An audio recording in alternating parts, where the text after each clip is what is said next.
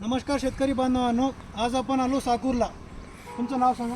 Hello नमस्कार, मी कुसुम अनिल लोटे. 3 वर्षापासून आम्ही ही व्हरायटी घेतो हिमपरी म्हणून. तर आम्हाला चांगला रिझल्ट मिळाला, एकदम चांगला.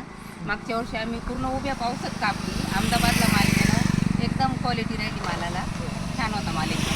लवपर्यंत माल एकदम चांगला राहिला, आम्हाला एकदम चांगला रिझल्ट मिळाला आणि फायदा पण झाला, मार्केट पण चांगलं मिळालं तिला. 1 नंबरने गेली आमची. यावर्षी किती एकर लावली? यावर्षी आता 4.5 एकरी.